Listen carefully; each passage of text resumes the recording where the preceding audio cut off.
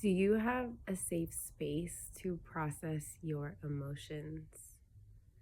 Aside from taking time to be with yourself, do you have that support that helps you understand what you are going through?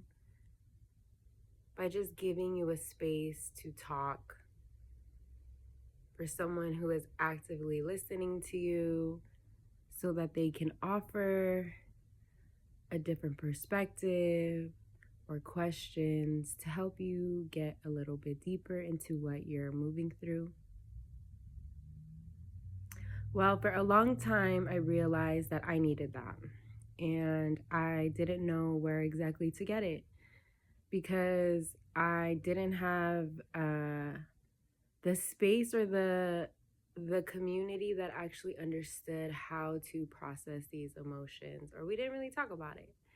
And I realized that having a healer, having a coach, having a therapist really changed my life because I had someone in my corner who could listen to me and give me a perspective that I didn't even know could exist, could share the possibilities of what the world could be like because I was very limited to my personal experience. I was limited to my reality.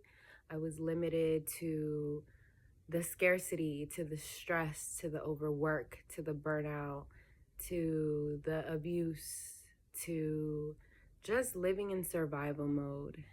And when I connected with honestly these beautiful women who held space for me, I'm so grateful for them because they provided a space for me to see myself. And in so many different ways, I've connected with so many dope healers that have really inspired me and have helped me move through honestly uncomfortable shit in my life that I didn't know how to navigate.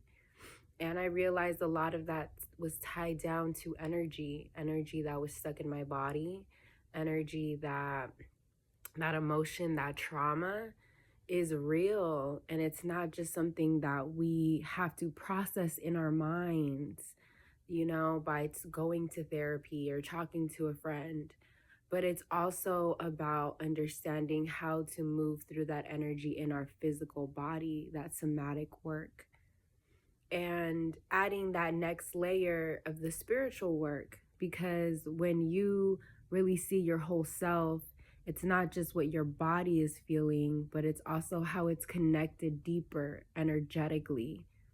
And that energetic tie is what feels heavy, is what causes that dis-ease in the body.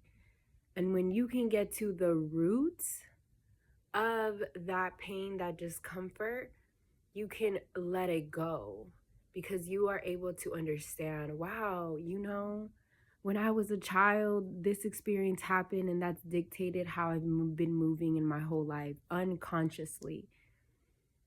Putting ourselves in these situations of stress, of trauma, of overwhelm. And so just remember that when you take the time and space to see yourself, and I don't just mean like go to therapy every 2 weeks. I'm talking about really seeing yourself, understanding, taking those concepts from therapy, and now going inward and doing that work and talking to other healers that can also help you understand. Because it's not just ancestral work, okay? There's also so much that can come up from past lives. And so we have to give ourselves permission to connect with the right healer who is meant to support you during this time. And so I am here to just remind you that investing in yourself is necessary for you to grow, and really connecting and calling in that support, especially right now during these times, because we are in a spiritual warfare, and recognizing the importance of your part in it. How are you shifting reality? How are you consciously choosing to make different decisions, not only for yourself, but to support humanity? So I invite you on a self-love journey. I invite you on a spiritual adventure with me where we can travel to the depths of your soul, but from a joyful space, from a space where you can release that heaviness that's on your heart, on your throat, on your shoulders, on your lower back, on your hips, on your knees, all of it. Let's really take the time to love each part of ourselves, right? It's not about judging or over examining, it's about being present in this moment, to be aware my body needs rest right now. My body needs me to rub its knee. My body is asking for a hug. My body is asking for a bath. And giving yourself that, so that you are pouring into yourself and coming back into the world renewed, refreshed. And obviously, this is a practice. One bath is not enough. We have to be consistent with the practice to actually see the change. It's like going to the gym. You don't expect to get a six-pack as soon as you walk into the gym. Like, it takes time, and not just that, but it takes consistency and structure, because you also have to be aware of how to eat and discipline and that restrain from going and consuming things that are unhealthy for us. It's a lot of work, but it's also a space where you can do it in joy. It doesn't have to feel heavy. It could really feel joyful. And so I teach people how to ritualize their life.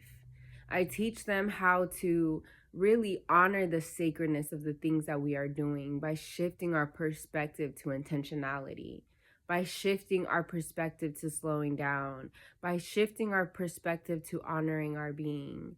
Because we matter. We've always mattered, but the system has told us we don't. And so this is something that we must unlearn to bring in a new world. Is first we have to take care of ourselves so we can show up for the collective, because we have to unlearn those colonized patterns that are keeping us stuck and are keeping us in a space of harm and struggle and sickness. We don't need to move in this way. There are other ways of moving. And so this is your reminder to choose to take care of yourself.